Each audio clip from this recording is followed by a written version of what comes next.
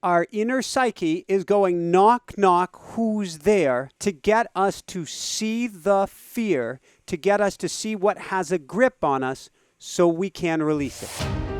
You cannot extricate our waking life from our sleeping life. So while both will bleed into each other, meaning waking life challenges will show up in the dreamscape, one could then posit that dreamscape transformation, changes, and shifts in consciousness will then show up in your waking life. These things happen inside of us. We are bigger than the conflict we are holding. And most people suffer because the conflict comes around and the conflict feels bigger than them.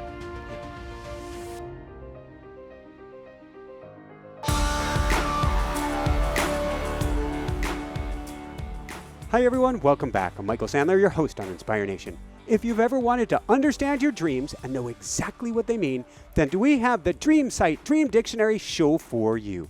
Today I'll be talking with Dr. Michael Lennox, one of my all-time favorite guests and the author of several powerhouse books on dreams, Dream Site and the Llewellyn's Complete Dictionary of Dreams, and a beautiful new podcast, Conscious Embodiment, Astrology and Dreams with Dr. Michael Lennox. And that's just what I want to talk with him about today, about what your dreams mean and how in the world to interpret them.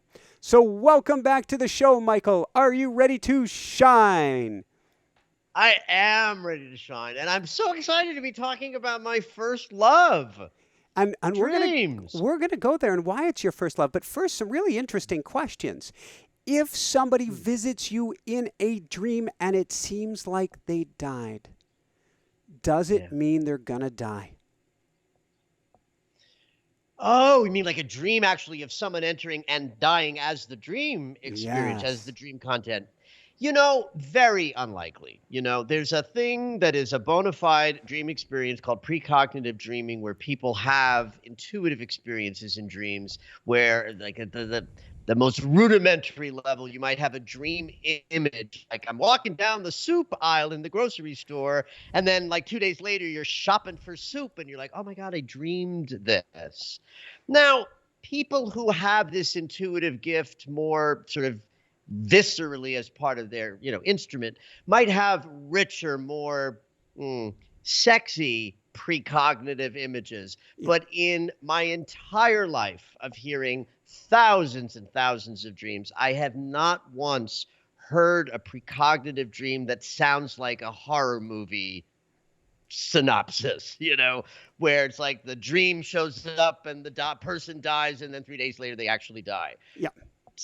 Precognitive dreams are much more subtle and convoluted. If anything, if somebody has a dream and someone they know passes away as part of the dream content, yes, my first question is going to be, who is this person? Describe them for me in a couple of adjectives and the qualities you might describe or ascribe to that person. If they're showing up in your dream, they're representing a part of you that might best be or fit those descriptive adjectives, right? So if you have a dream about your most, critical, acerbic friend who dies, that might be you dreaming about the most critical, judgmental parts of yourself. And then the death becomes a symbol of change and transformation, that aspect of self might be going under some sort of a shift in your psyche. Thank you. And we're going to go more into dream interpretation in a little bit. I want to ask two more questions, follow-ups on this. What if somebody visits you and says, I'm okay? Well, now you're describing what a typical visitation dream looks and feels like when someone has passed away in IRL, real life, and then shows up in a dream. And those dream descriptions, people describe such dreams as very singular, like one setting, not the chaotic dreamscape where anything can happen and probably will, but one singular setting. Very often those dreams take place in the room in which the sleeper is sleeping. Mm-hmm. And the visiting human who has passed away usually says one singular thing or implies a singular thought, and that thought is usually, I'm okay, all is well, love is everything. That's a visitation dream. And how you know that's happening is that very simple format, singular setting, one little message, usually that message of all is well. And so if you get a dream where that message, all is well, it could be an interesting day. Sure, why not? All right, last note on this. Growing up as a kid, I was told, and it was the wives' tale that went around school, but it was also the time of, Freddy Krueger. If you died in your dreams, that's Nightmare on Elm Street, if people don't know the reference. Yes. If you died in your dreams, you died in the waking world. Is there any truth to that? Yeah. Well, what's really, really funny about that, Michael, is how would we know? Because if it's an accurate thing that you die in a dream, you're actually dying, nobody could wake up and tell us about that. It's a very right good point. There, that is a research conundrum. But I, again, have heard thousands and thousands and thousands of dreams. So I have heard plenty of dreams where people have the experience of dying in their dreams and waking up to tell the tale, right? So I don't think it's quite that literal. I think one of the things that does happen in dreams typically, in connection with great numinous events that are potentially about to happen in a dream, we usually wake up before the big event. You wake up before you fall off the cliff. You wake up before you get shot by the assailant. And here's the one that people complain about the most.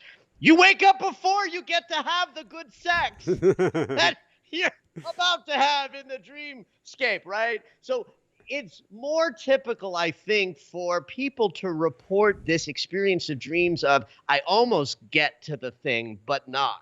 And so that might create a bit of a superstition in dreams that you never die in your dreams, because you're more likely to have a dream about almost dying. But I've heard plenty of people say, yes, and then I was shot, or that I died, or that I fell, blah, blah, blah, blah. Yeah. So I've heard it before. Here's an interesting almost one. I used to have a lot of screaming nightmares, but I would almost get the scream out. I would only make it to moan, and it would drive me nuts, until a few times I had those breakthrough dreams, which scared the hell out of Jessica. But actually, it felt cathartic when I was able to get my scream. What in the world was going on? Well, I think, dreams follow our evolution in growth, right? So that I would say that if you had that dream for a number of years, it was a period in your psychological, psychic, emotional development where grappling with rage or the powerful voice that you're trying to cultivate in your life was diminished just by virtue of your own, emotional evolution.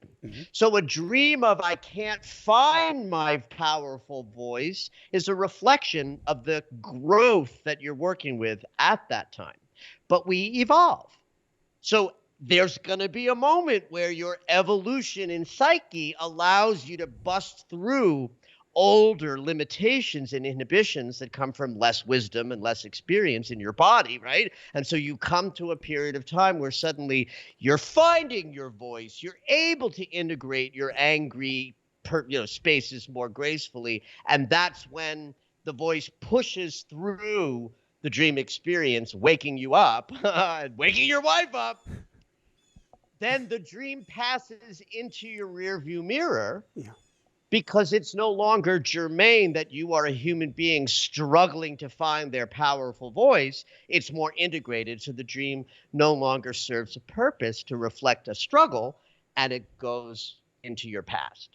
Thank you. So the last question before we go into your story, and then we're going to dive into all things dream interpretation. We'll even do a dream interpretation, I think two. A second one popped in my consciousness just now of myself, one from last night, one from about a week ago.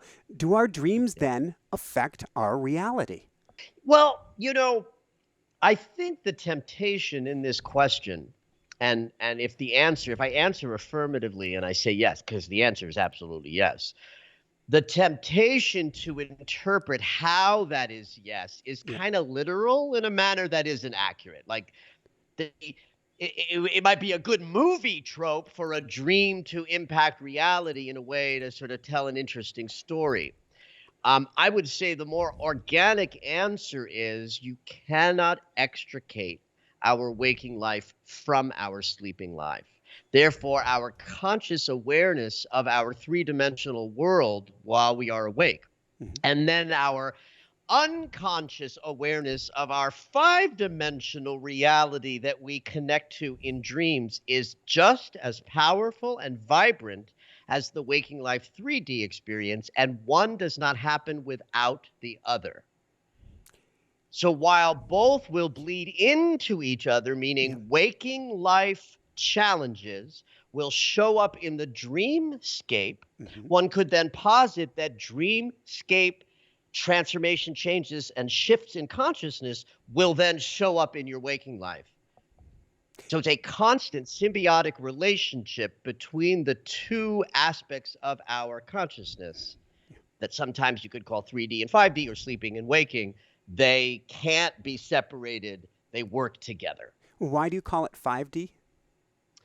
Well, 5D and 3D is a very sort of modern woo-woo language for a kind of, it's a way of describing that we are operating multidimensionally at every moment. So if I say 3D, three-dimensional, I'm talking about the earth plane, the land of form, the place where I'm in a body, you're in a body. I look at your body and I think, well, that's separate from my body. And you look back at mine saying, that's separate from my body. And that's three-dimensional reality. And that's us sort of trying not to bump into the furniture and have a good life.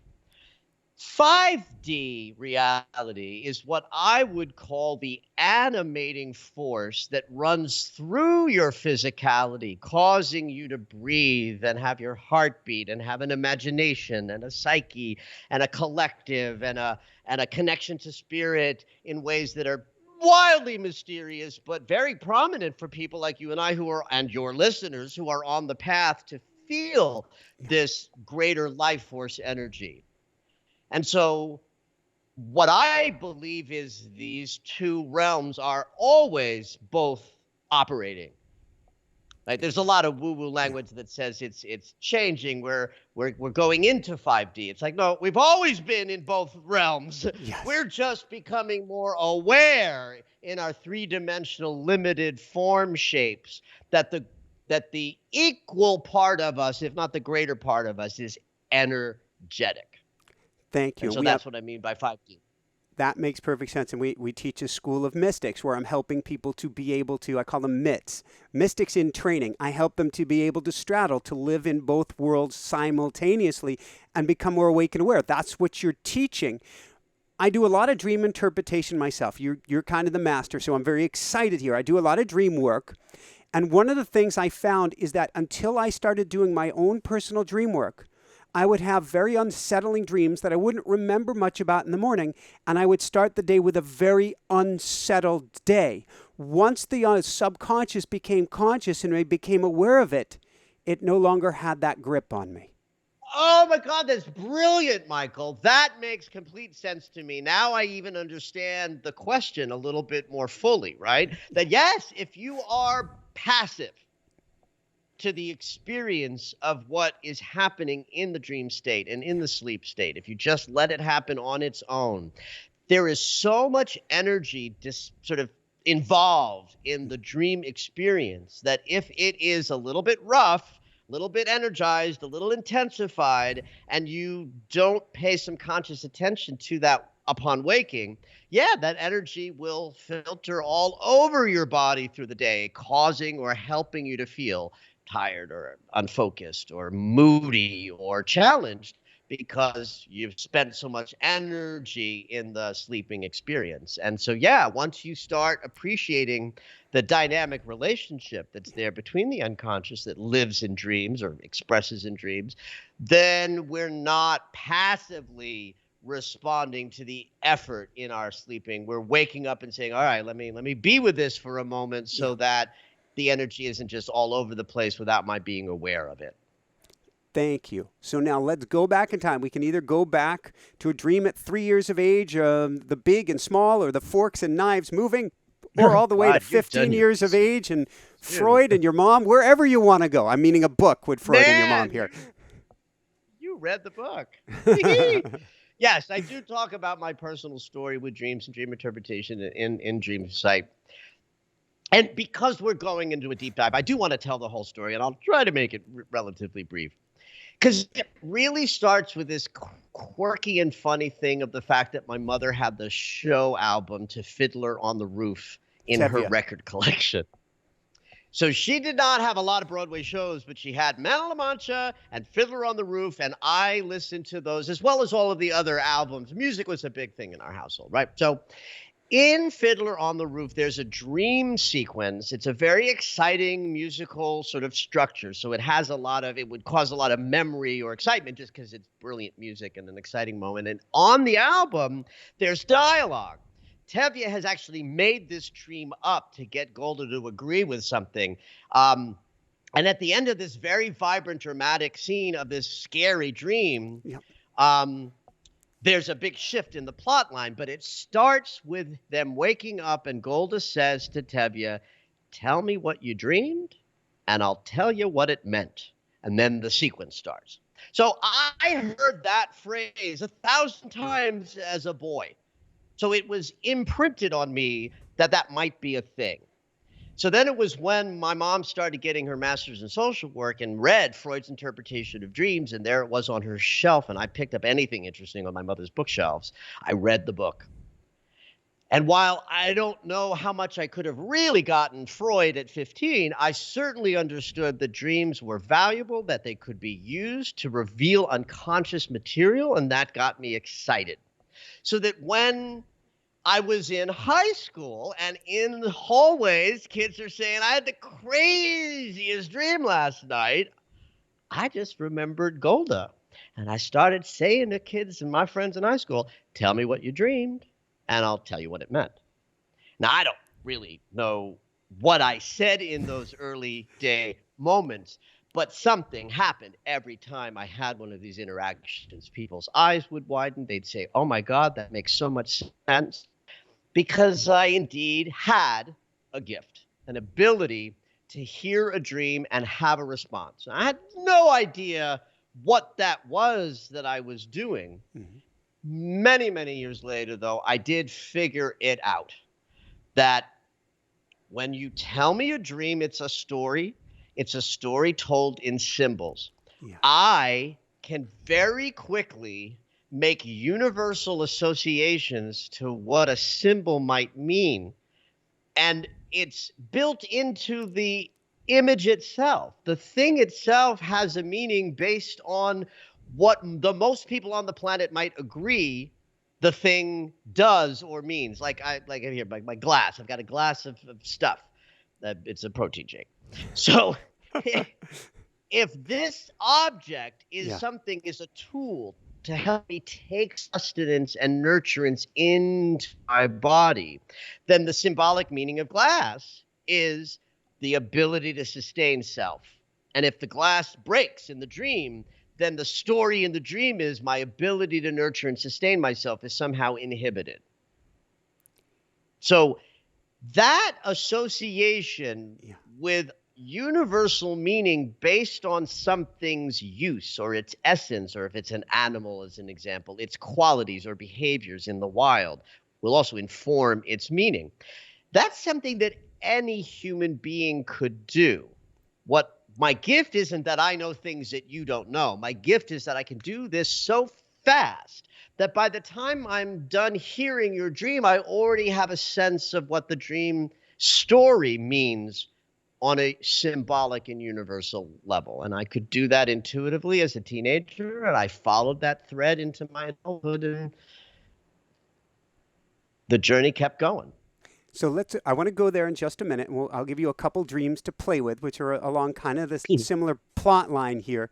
Before I do that, between you and me, because I'm down this same rabbit hole, how interesting does it get in the waking world? Because I believe it was Jung that said it, and certainly people like the Ashuar tribe down in Ecuador say it as well.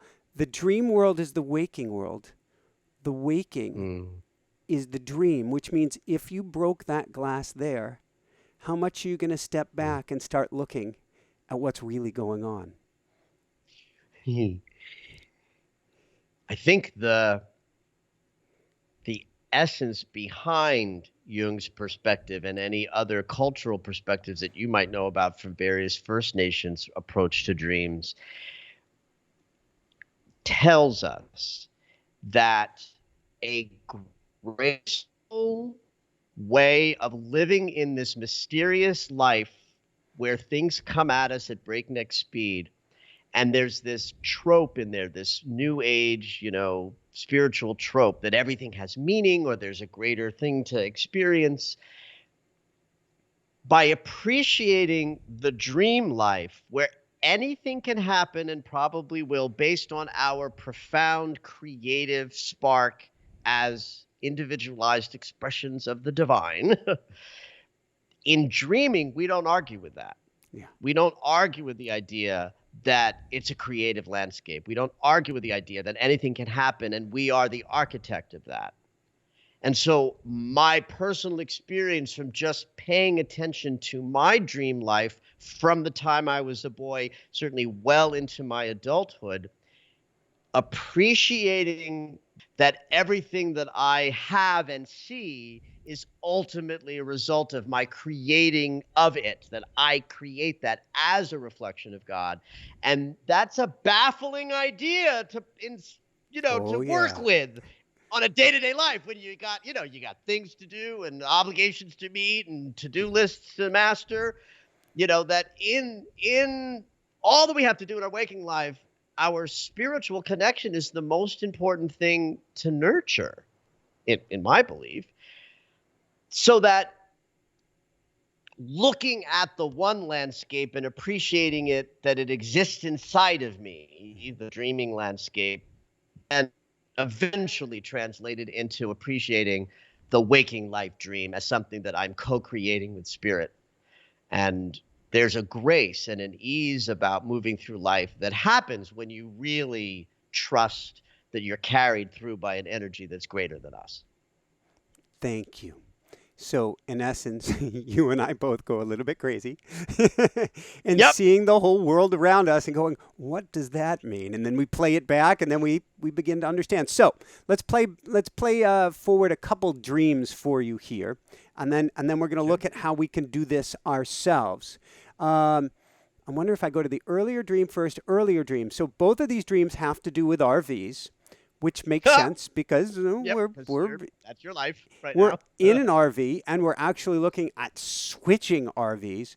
And the first dream was about a week ago where I was woken up where it felt like people outside of the RV were shaking it back and forth. And I actually did manage to get out some whimpers or moans, first time in probably years, as it really felt like this thing was being rocked and was going to tip over. Now, the only other part of the dream I recall is that the RV seemed much narrower and therefore a lot less stable.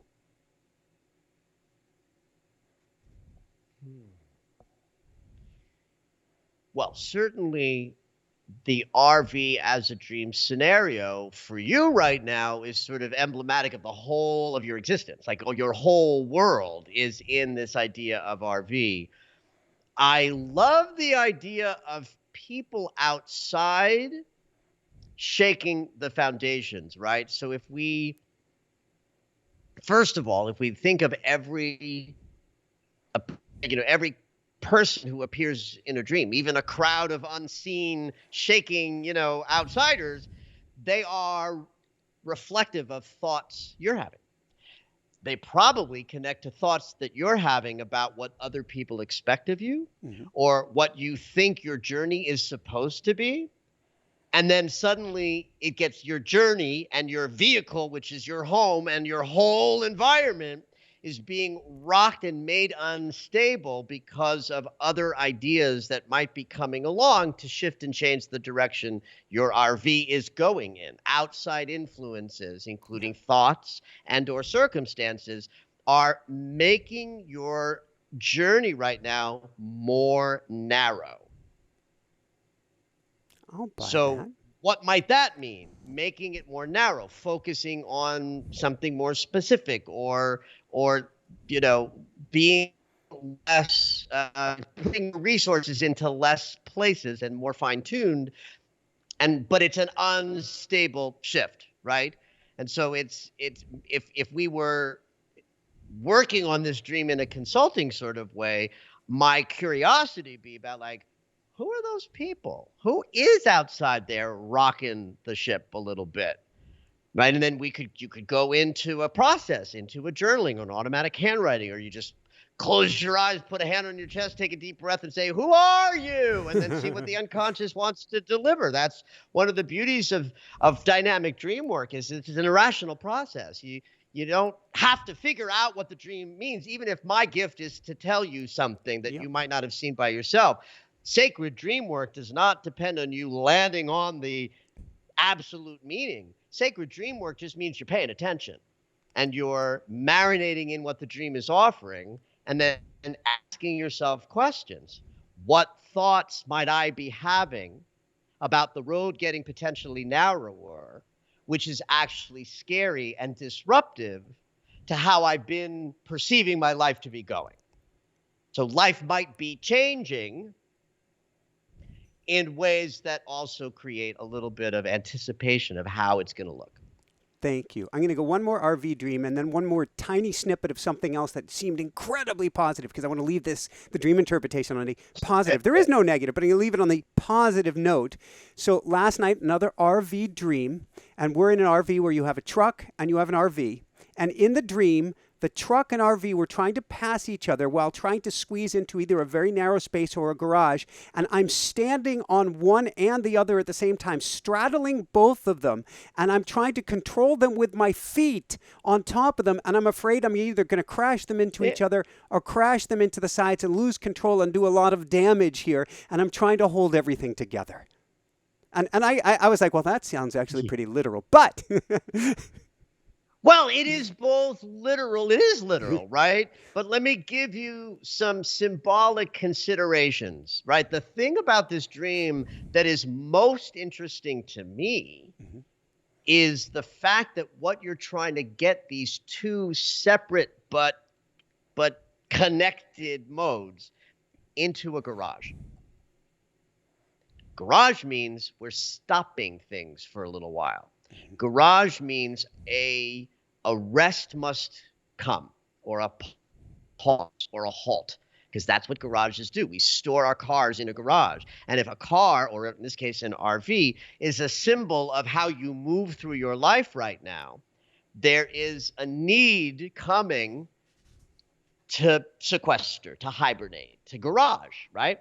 Yes. So then if you break out the two aspects of truck and RV, one, the RV is representative of home, hearth, connection, love, marriage, work. Everything about who you are is the RV, where the truck is about your ambitions, your forward movement, your moving into new directions. Both need to rest for a moment, or the dream wouldn't be telling you that. Right? But the separatenesses of these two pieces, and you're on top of them trying to navigate both, might be reflecting a heartfelt need, the RV need to garage itself, a heartfelt need to sort of go into an abeyance moment where you're not moving forward, and the ambitions that say, no, we got to keep moving, we can never stop moving, because moving is everything, because it gets us forward. That's my sense of this second dream. But again, the garage piece is what's really interesting to me. I love it, and I love the internal understanding of the gears, because we will take a big move again here shortly and then park for a while. And we can see that park coming. So that is particularly... Oh, well, there you go. The dream. So it is literal. Yes, on many levels. It's literal.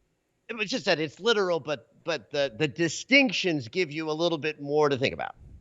Yes, definitely. Third dream. I mentioned it in another show about a month ago. I don't remember it very clearly. I'm falling. There's somebody who's going to get killed or something dangerous. All of a sudden, I'm face to face with what I thought was a murderer, and it turns out to be a wolf. And I'm going, oh my God, the wolf is going to hurt this other person or is going to hurt me. And the wolf gets up on its back legs, puts its paws on me, hugs me, and starts kissing me. Oh, God, this is stunning. All of this is about change and surrender.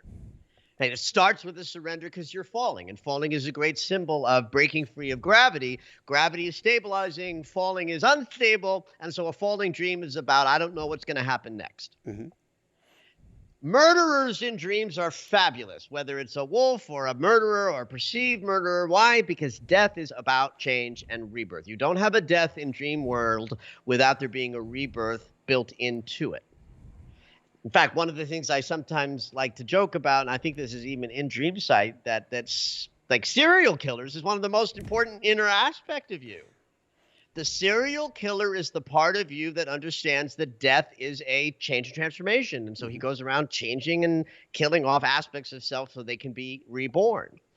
Right. So in this case, you don't have a serial killer, but you have the idea of a murderer as something dangerous. But the murderer in your dream is the part of you that has helped you grow by surrendering to the falls in your life and then allowing change and transformation to take place.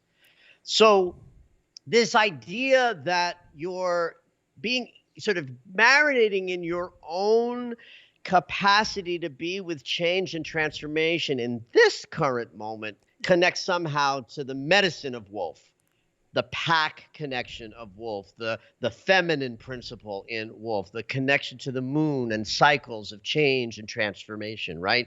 If we have trouble with change, which most human beings do, you can just look at the moon. The moon is telling us constantly that change is inevitable, change is constant, change is actually graceful if you just let it occur. So wolf and moon also then vibrate with the consciousness of change, cycles, and the inevitable death that always must come, and then rebirth follows. And instead of being in fear of that human experience, you are now having a very beautiful symbiotic relationship as the wolf submits to you, as opposed to the other way around. Yeah. You know, one of the things that I like to sort of point out sometimes when a dream contains something nefarious, or in this case, something nefarious that becomes, lovely, is that these things happen inside of us. We are bigger than the conflict we are holding. And most people suffer because the conflict comes around and the conflict feels bigger than them. Yeah. But this is a moment where we get to say, no, you're bigger than that. And you've transformed fear of change and surrender into a grace with fear and surrender and not knowing what's going to happen next. That's really what a fall is about. It's saying something's happening, but I don't know where I'm going to land. And then the end of this dream says you are at a point in your development where you're graceful with that. Woohoo! I had another dream, which is going to segue into how people can interpret. We don't need to do a full interpretation. All I can recall is in this waking world, I had a coyote hybrid for over 17 years. Her name was Pumpkin, and she visited me in a dream recently, also got up on her hind legs, put her paws on top of me, and hugged me and started kissing me, just like the wolf did, which begets the question, is everyone showing up in our dreams an aspect of ourselves? Well, yes. I mean, yes and. So let me be really clear about this. Dreams operate on multiple levels always. One way of perceiving every character, event, circumstance, and setting in your dreamscape to be reflecting something about you. So that you dream, even when you're dreaming about people who are vibrant in your life, you are really dreaming about aspects of yourself that are best described by that person. But that's not like the end all be all of it. That's just one way of being with the dream landscape. I call this the inner circle of interpretation, and it's exclusively where I dwell. Why? One reason is if I'm working with somebody in this fashion, it's often brief because I might be working with them on a podcast or in a social media thing or in a workshop where I'm going to meet them once, get in and out and leave for the day. I don't have the time to break down, well, let's talk about your relationship with your mother. No, like, let's go into all of those territories. Let's just review the dream as reflecting only you. The outer circle of interpretation, which I don't operate in all that much, is where dreams connect to other people and your relationships with them. And an interpretation there might include something they're doing or offering you in waking life is showing up in dreams, and you're working stuff out that's about the relationship. Just as valid as seeing everything in the dream reflecting you, but a different way of working. And so I focus on the way that I can always work with the dream and somebody by simply doing the inner circle only. Let's go from here and let's talk about this process called dream sight. And I want to know if you can walk us through this 3-step process. And I don't know if you need background for us, or if not, what's the universal landscape? Yeah.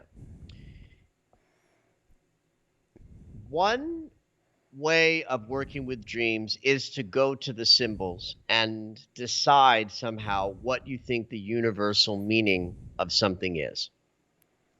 So I call that the universal landscape. I decided to use all ocular images of vision and sight, right?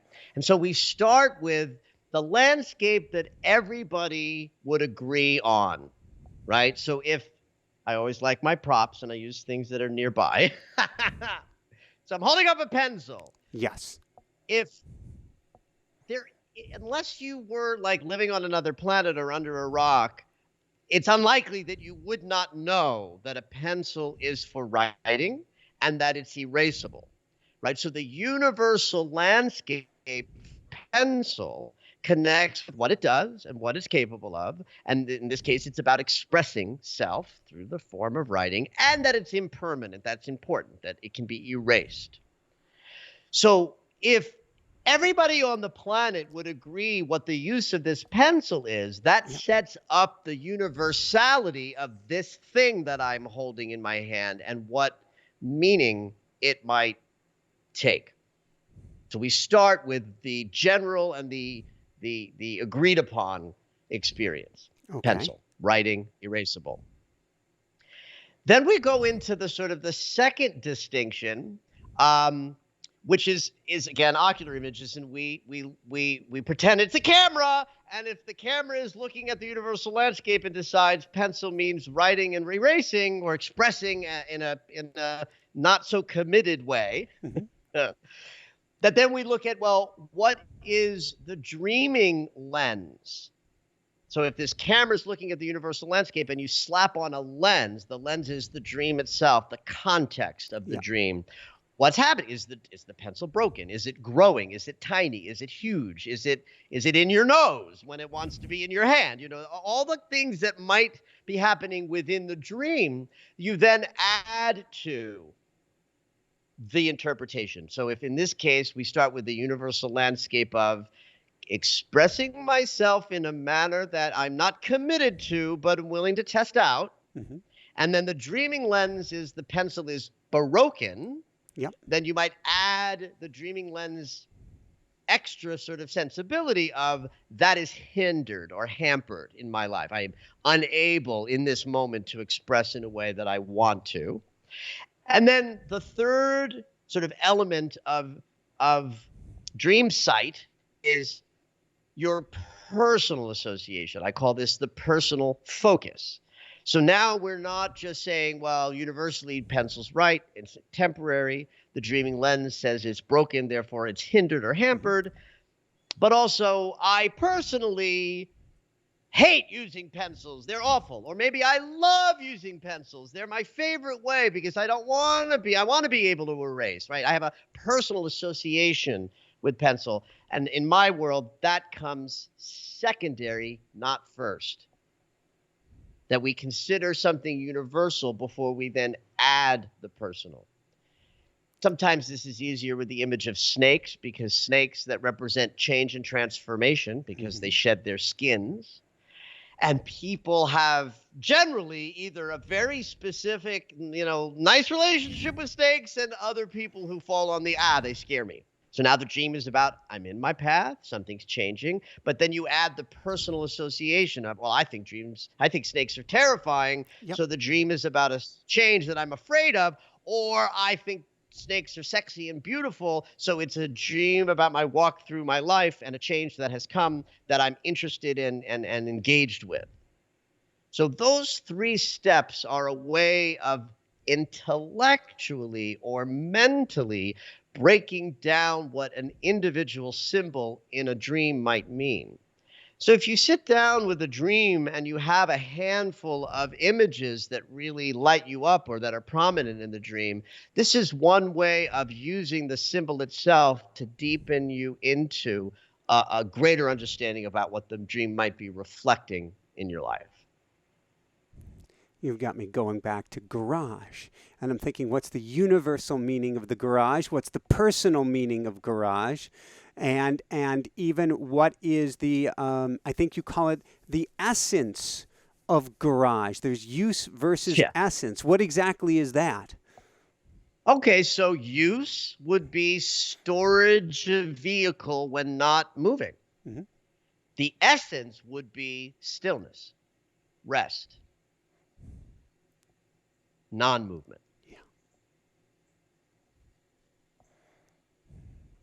The important piece of garage also is the use is to store the car, but the essence is the space in between making a decision to do something and the doing of it. Thank you. How important is it that we use our intuition or our first thought or our first hit as we're interpreting our own dreams? I think that first impulsive, intuitive spark is something to pay attention to in all your dealings, not just dream interpretation, because there's something sacred about the first impulsive, energy that pops out of our consciousness. Now, that's not the same as trusting everything that comes up first. Like, I'm not suggesting that you follow every impulse just because it was the first impulse, because trauma can throw up an impulse, make it look like a good idea, but it's coming from a dark place. So, and we'll get to shadow work in just a second, but you're making me think of the battle royale of Jung versus Freud, because Freud, his first response was what? Well, that the dream is about sex and about the one drive that there is, and it can be reduced to one singular meaning that reflects your unconscious sort of grappling with your desire to, let the sex drive live, or the libidinal drive, move you. He reduced it to that. The dream means your sexual limitations or challenges or, fears or et cetera. Where Jung, he just busted the whole thing wide open and said there were many, many, many drives, and our inner psyche is filled with archetypal, images and consciousnesses, and they are reflected in dreams. Both of them believed that dreams were an access to the unconscious mind, and Freud knew this. And so Freud, on the one hand, looks very reductive and limited in how he perceived every dream that he heard and interpreted, but he still understood that the dreams were a doorway to that vast, mysterious place called the unconscious, right? So he allowed for the dream, to reveal things that were not knowable and therefore could be just about anything. Jung somehow starts there. He doesn't end there. He starts with the idea that dreams can mean anything and everything and operate on many levels and reflect this archetypal collective consciousness that is also part of our psyche. And he believed that we have many, many drives that dreams will express, not just the drive for libidinal expression. Thank you. Let's go to a fun thing. I don't even know if fun thing is the right term, but sure, we'll call it that. Why do you like nightmares and disturbing dreams so much? Well, first of all, I was trying to explain this to a client the other day about how if somebody in an astrological reading session or even a coach counseling session tells me about something brutal that has happened to them, I'm likely to smile, laugh, and guffaw in a kind of like, yay! and every once in a while I have to defend that if somebody wants me to be a little bit more precious about their Yes. suffering. But the fact is, I love the brutality of the human experience. I trek there. I live there. I help people navigate because I've navigated my own, darker, more challenging, inner recesses of my psyche. And to me, it's just life's not worth living unless you know all of who you are. And that includes the parts of us that we wish weren't so, And so I think that a nightmare and a disturbing dream is richer because it's reflecting where you are saying no to your magnificence. You're hindering your expression because you're afraid of something. Yeah. So dreams that reflect our numinous, extraordinary nature and how wonderful we are and life is and how yummy everything is, they don't interest me as much because, like, your magnificence doesn't need my help. It's the natural order of things for you to be magnificent, find out what that means, and then live it. Yes. Where you say no and where you are frightened and where you are limited, now that's where the work is. And a nightmare or a shadow dream that's more disturbing is going to show you where your psyche on the inside is squeezing in fear or anticipation, and that needs your attention way more than the dream of I'm flying and everything's wonderful. It's like, of course everything's wonderful. You're a child of God, having an expression of magnificence. So then what is, thank you.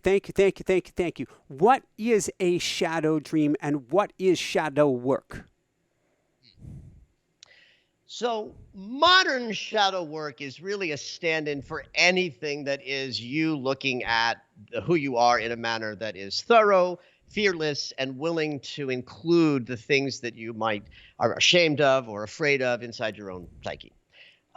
Shadow, as Jung created it, is a little more sophisticated in the world of archetypes.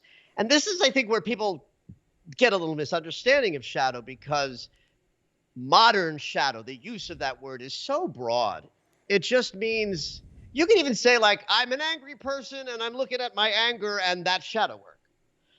But that's not what Jung would call the shadow. Jung's shadow was an archetype inside of us that richly allows us to hide things from ourselves, to pretend that we're better than we are. I don't mean better than we are in an arrogant way. I mean better than we are in a sort of psychic, emotional, balanced way.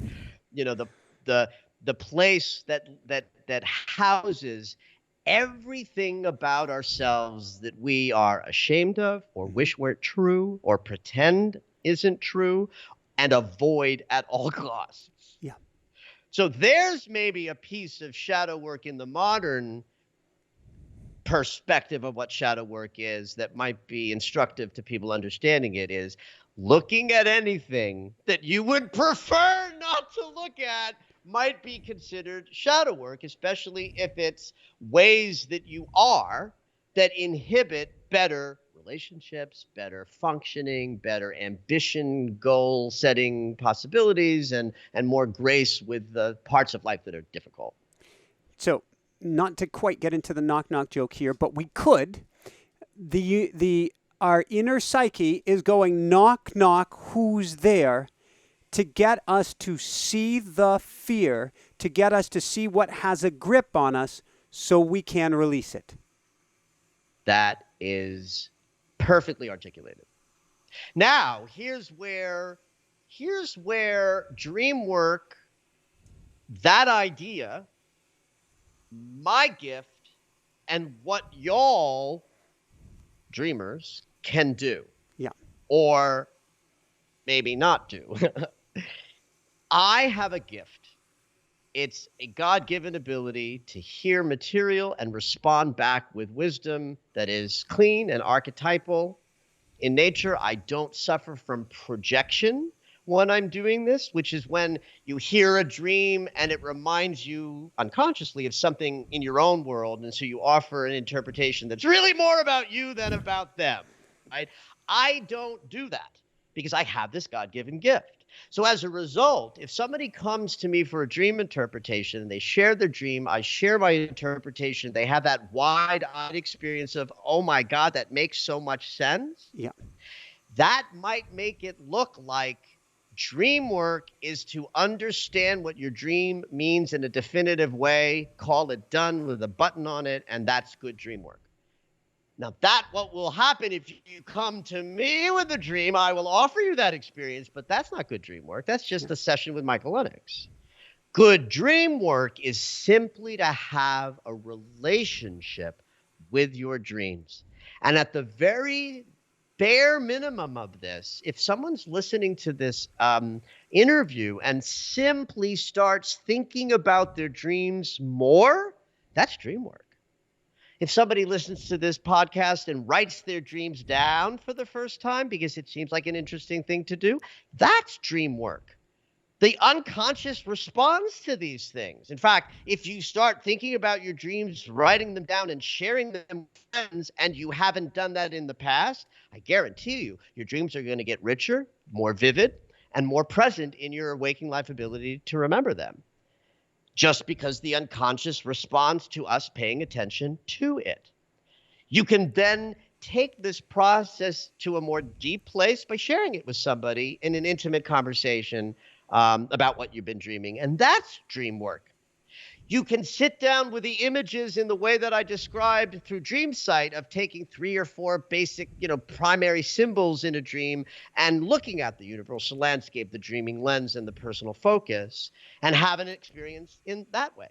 You could do something that's active imagination that doesn't require any sort of intellectual precision and just sort of sit in a chair and think about the images and maybe sort of put, a hand on your heart and on your belly and go, ooh, isn't that interesting, that spinning plate that turned into a disc and flew away. Tell me more about that, unconscious. That's dream work. And of course, for me, the best, mostest tip of the iceberg, best thing to do with the dream is to respond creatively. Draw the images of the dream. Write a poem about the dream. Act the dream out in a modern dance in your living room in your underwear. That's good dream work. I have a copy of Awe, the Automatic Writing Experience behind me. It looks kind of tiny back there.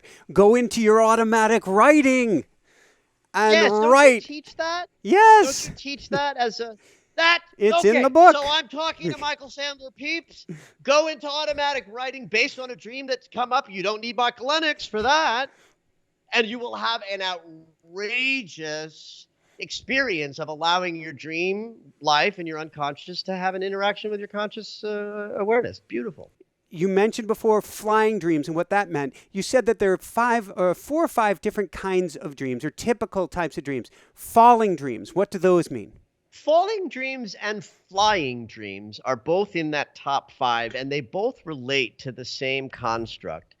Gravity is something we are born into, right? In fact, I would say the only fear that is pre-installed into us in bodies when we're born is the fear of falling. Loud noises too, but that's because you might fall.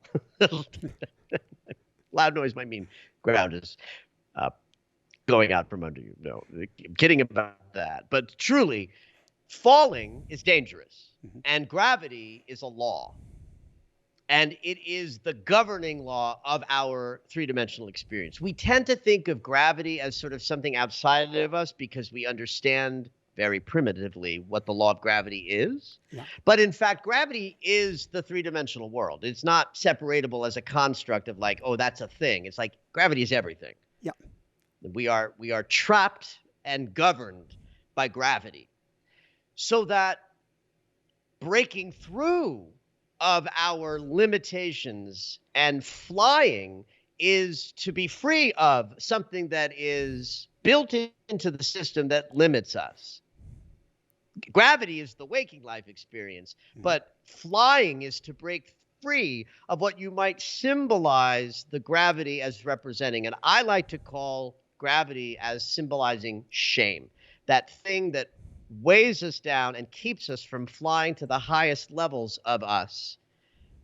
And so a dream of flying is to be free of shame, of limitation, of the ways that our humanity sometimes keeps us from knowing how magnificent we are.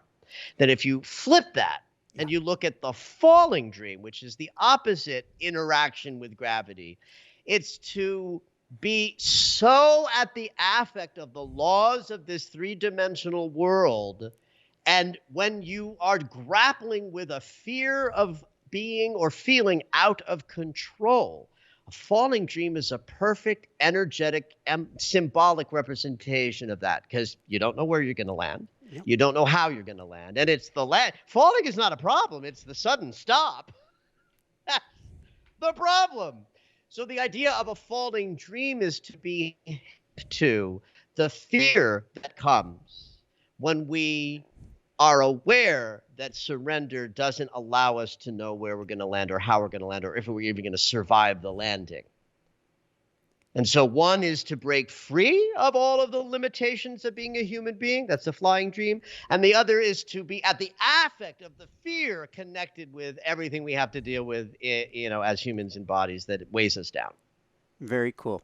Real briefly, I had a not dream. I was in automatic writing a few years ago. I had just lost my pet mole, who was actually a vole, tiny little creature who we had rescued at 4 or 5 days of age. We had more my wife than myself using a syringe, bottle fed him for months. Coolest little guy. He crosses over to the other side, and I meet with him through automatic writing, and he said, "Daddy, I can fly now. Do you want to know how I can fly, Daddy?" And I said, "Yes, Mole."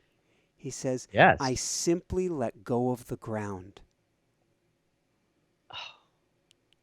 I love that. That speaks to this exact thing. That's beautiful. Yeah, our psyches are grabbing onto the ground out of fear. And if we just simply let go of the ground, so what does that mean? A need to be safe, a need to control, a need to mitigate risk, a need to know what's going to happen next. All of those things that we never really get, but that we crave, that's the ground. So let's go from there, and thank you, Mole. Let's go from there to the third type of dreams, losing teeth. Ooh, I'm glad you brought this up, Michael, because I actually suffered from this dream for a period of time. And that speaks to what we were talking about earlier about your experience of dreams that you had in your past that went away, because the dream landscape might reflect your evolution, which includes, for me, this dream rising up all in my 20s and then it falling away when I had grown enough and come into my voice enough to not have this dream anymore. So losing teeth, to understand this dream, we got to go with, well, what do teeth do for us? And if you reveal your teeth to another human in a form of a smile, you attract love.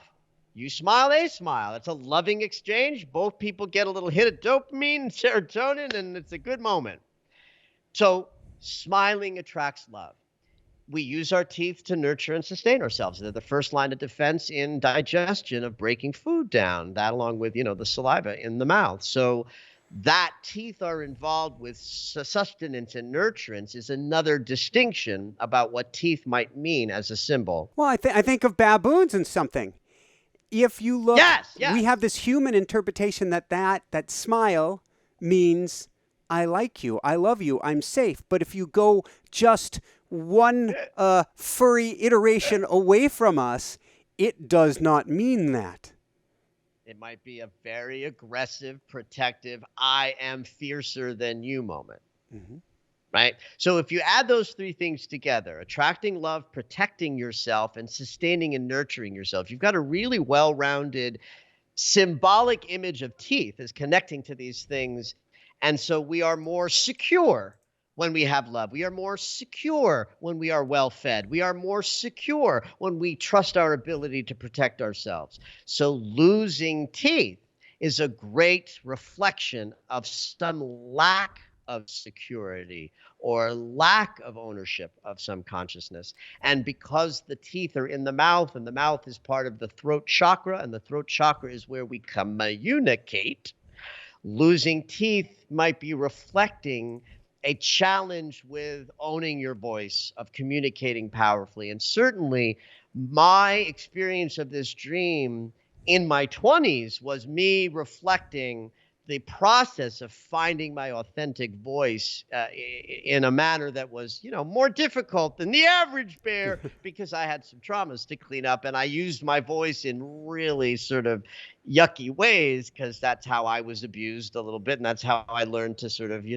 take my naturally predisposition for reactivity and anger, which lives in this little body. Yeah. So when I was younger and still in those traumas, and that I had this reactive instrument, you put those together, and I had, a challenge with how I used my voice out there in the world. And as that struggle diminished, the dream went away.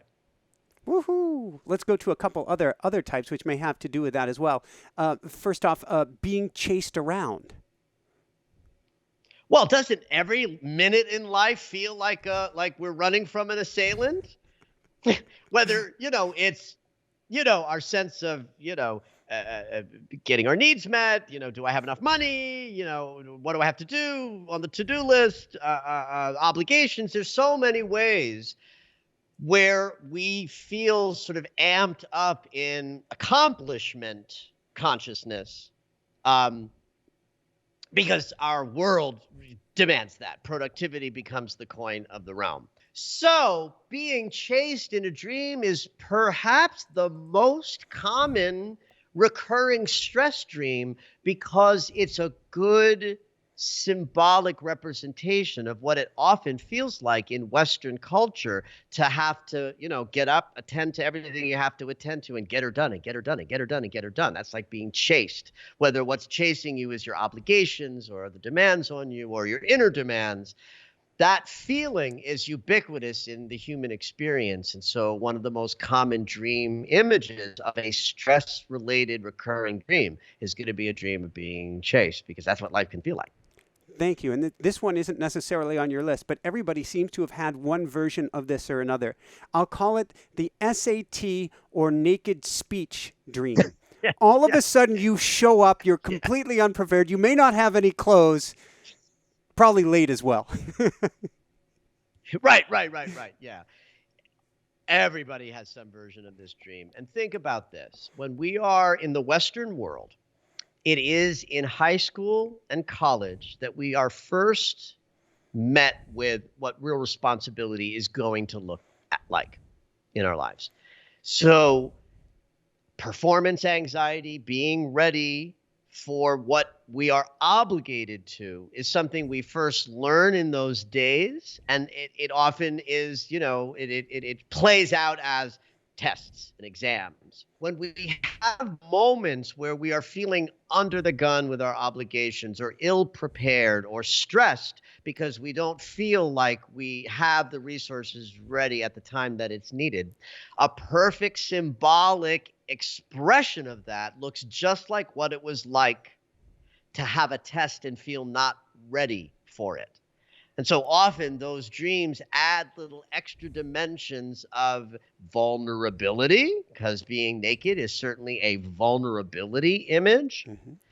Being late is, connected to this idea of not being prepared, but it also is a perfect symbol of something going wrong that's interfering with your efficacy, because the mistake or the error of being late. And so that'll pile into a dream when the waking life narrative is reminding you of those responsibility moments that you're afraid you might not be ready for or prepared for. And then, in fact, the dream becomes really important. It's not just a random reflection of something you're going through. You visit the places in your psyche where you're afraid of failure and afraid of not being prepared. So you can wake up the next day and do the thing that the dream is inspiring you to have, because you've got something to accomplish. What's the collective unconscious, and how does the collective unconscious affect our dreams? So you know how we understand that molecules are made up of much more space than actual matter? Mm-hmm.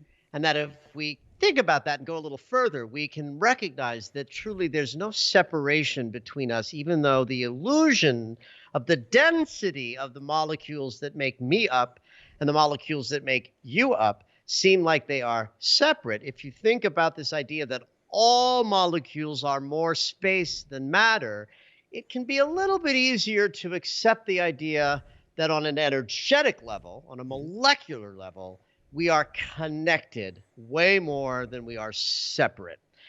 That's the collective in action. That's the idea that every human being is an individualized expression of something that is one whole, integrous unit of consciousness. You know, if you don't start with the molecular image to understand that we are more connected than separate, the idea is just that in each individual unconscious, that vast place that we all have as part of our psyche, that is the unknown and the unknowable, that the unconscious of every human being sort of bumps into the unconscious of every other human being, and in so doing is connected. So that was Jung's big contribution to us. Was he was the first to say, you know, we're all one unit. We're all connected through this thing called the collective. And when he brought it up, it was a totally abstract idea. One of the reasons he was able to codify this notion and present it to us for our consideration is he noticed that as he traveled around the globe and went into vastly different cultures from his own, he noticed that people were dreaming about the exact same things in Africa that they were dreaming about in Switzerland. Though the chasing element in Africa might have been a lion, and in Switzerland it might have been your creditor, the idea of flying, falling, being chased, and losing teeth were showing up everywhere. So this was really interesting to the world at that time that was very sort of separated between cultures and geography compared to, say, now. So it was the first moment that any scientific sort of perspective of how the human, organism works was, we were able to see this connection by virtue of some far away idea of humanity in an African tribe thousands of miles from where Jung hung out was expressing the exact same humanity as the white Europeans he was connecting to day to day. And this allowed him to say, aha, I think we're all connected. And he called it the collective. We will sometimes use the word collective consciousness, and sometimes we might use the word collective unconscious. They really mean the same thing. It means that we are all connected to each other in a dimension that is not knowable or seeable or touchable in three-dimensional form, but is energetic, vibrant, activated. We connect to it personally in our dream state.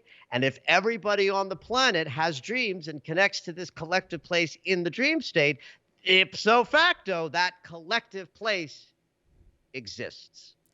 So, if we all have a dream of an urban landscape all on fire, a fiery cataclysmic dream, which I believe all of us have had, can we go and do shadow work on the dream and begin to heal the collective psyche? Now you're cooking with gas, right? Now there's the recognition that the individual work that each one of us does, because we're connected to each other in this collective, the work we do personally impacts the collective. This is why I can look out at the landscape of the world as it is right now, as polarized and brutal and seemingly on the brink of destruction that life seems to be. I still believe in peace for humanity because of this. When enough human beings on the planet are not so divided on their inside of their own individual psyches, there'll be less ability for polarization to exist in the outside world, because the outside world we experience is a direct reflection of the collective consciousness or the collective unconscious. This is where we also then have to take responsibility for the world that we live in, even if we say, well, I don't do that. I'm not hating on people. I'm not racist. I'm not, The fact is we're all in this together, and we each have to sort of stop the war inside of us. And when enough individuals do that, then there's the possibility of peace on the outside landscape to rise up. Woohoo! Woo! One last dream question, and then let's go where people can find your work and find your podcast. I'm trying to resist another dream that came up. We'll see if I can resist it or not. Many, You don't have to resist that. all right, we'll go there. I, There, many people have had the experience, and Jessica used to have it a lot as a child, of being in a dream of wanting to wake up and feeling like they couldn't move their body, like they're pinned down or being held down. What's going on? yeah, that's actually a physical phenomena in the brain. There's a fancy name for it. It's called a hypnagogic or a hypnopompic hallucination. Um, the brain during REM sleep is actively lit up as much as it is during daytime waking life. One of the things that's happening in REM sleep is the brain is processing the day's data and going through everything it experienced and finding, the stuff that's important and turning that into short-term memory, finding the stuff that's extraneous and getting rid of it so that the frontal cortex can light up safely. Because if it didn't paralyze the body, if the brain didn't paralyze the body, you would respond to all of the impulses that your brain is actively letting sing and fly, right? Your brain is all lit up, the body is paralyzed, so you stay still in bed. And of course, we know that this can have like limitations and loopholes. We call that somnambulism. When somebody sleepwalks, they are responding to their neofrontal cortex, telling them to move about because the brain isn't doing a good enough job of paralyzing themselves. So there's an elegant way that this works in that the brain will unparalyze the body just moments before we start to wake up into consciousness. But every once in a while, that doesn't happen, and the consciousness begins to rouse while the body is still paralyzed. Because you are in the process of waking up, you're still actually asleep, and so you're at the effect of being in the sleep state, but you are waking up enough in consciousness, aware of your body. But the body is paralyzed due to this very efficient mechanism. But with reversing the order, you then have conscious awareness of not being able to move. And this is called a night terror. It's also the source of images like the succubi, demonish sort of, beings that sit on your chest and suck your life force out. I actually believe that this state is a very numinous activated state where we have perception of the interdimensional energy that's available every moment, but because we're half asleep, we can perceive it. But at the same time, we're paralyzed, so we're terrified because we can't breathe, and we collapse those two experiences, and then suddenly night terrors are filled with demons and boogeyman and succubi. But really, it's just we're terrified because we can't move, and our perception is opened up so we can feel energies that are in the room that are typically unperceivable. It's almost like you could say it's lucid dreaming while being awake while being asleep. Yep. All right, here's my briefest dream. Then let's call this good. Everybody's going to need to read your books. They're going to need to go to your podcast because we can't get enough of this stuff. I had been looking for RVs a few weeks back and found the color pattern that I liked the best, which was very spacious. White on white inside, very modern, spacious. I'm looking for a lack of clutter, or white and gray. And that night I had a dream of wearing a very nice suit. I can see how it was very spacious, how the collar or the tailoring was of it. White suit, gray, nice, narrow tie, nice gray shoes, which were my gray shoes that I wore in high school, which were a Capezio dance shoe going back to the 80s. But this beautiful white and gray and crisp and very light feeling clothing. You interestingly used the word spacious Yes. to describe both the sensation of the white on white environment and the outfit. So right there, this is a beautiful remix. So this actually brings out a point. Your words to describe the dream count. and I'm listening to everything, including the idea that you used an interesting word and then you used it again to talk about both a symbol that represents yourself on a greater level, which is your home. In this case, it's an RV, but your RV is your home right now. Mm-hmm. So there's a desire to upgrade your sense of self into something more spacious, and whatever that word means to you, right? But it's deeper than just your sense of self. You also want to be able to be in the world as that, visible as a more spacious human being. And our outfits, the clothes we wear, are like avatars in dreamland. They represent a desire to be dressed in the accoutrement of spaciousness, ease, and openness. And so the dream is showing you a desire and maybe even a process that's unfolding where you are upgrading to a more spacious expression of self and a more spacious expression of your persona out in the world. Thank you, thank you, thank you. On that note, Michael, where can people go to find your new podcast, Conscious Embodiment, and to find out more?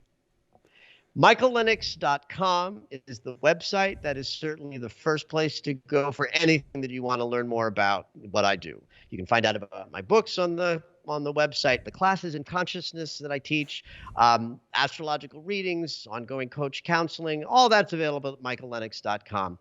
The podcast, which is in its third month, very excited, Conscious Embodiment, Astrology and Dreams with Dr. Michael Lennox. Every Monday is released, actually Sunday at midnight Pacific time.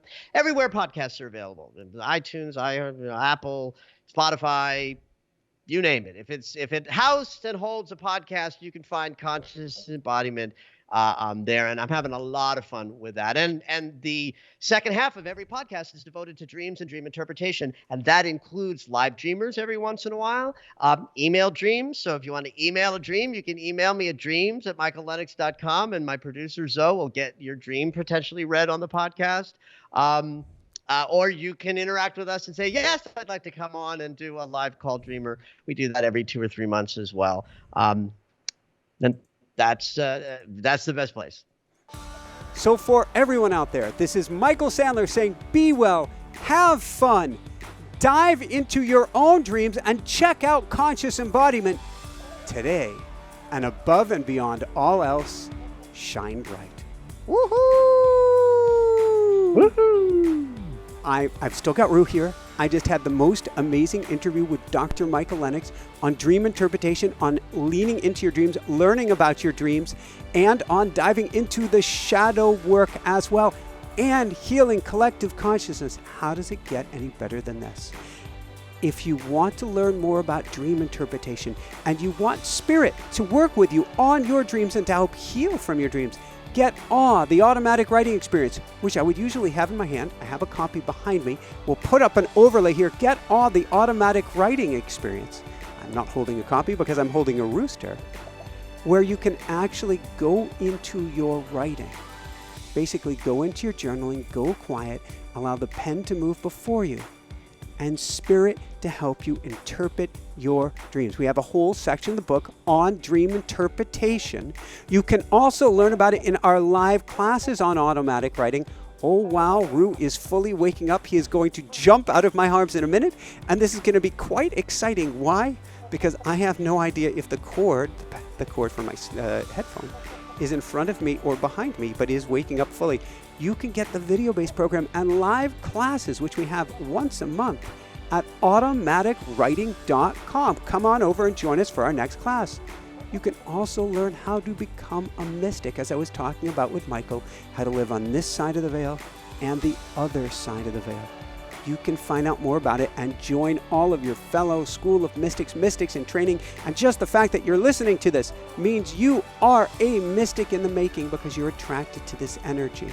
Probably also attracted to Rue's energy. He is mesmerizing. You can find that in InspireNationUniversity.com. If you click the subscribe button and the bell icon below, you'll be notified of all live events, YouTube premieres, all of our other events. Simply click the subscribe button and the bell icon to be notified. Every Sunday night I do a live event.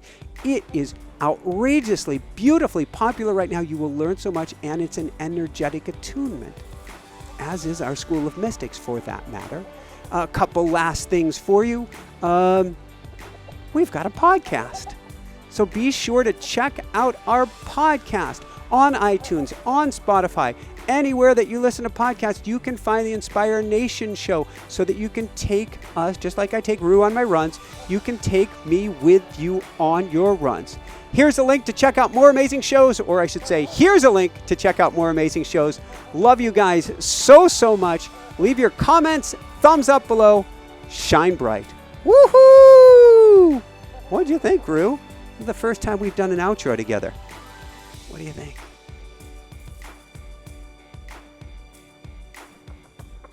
Ah, there it is.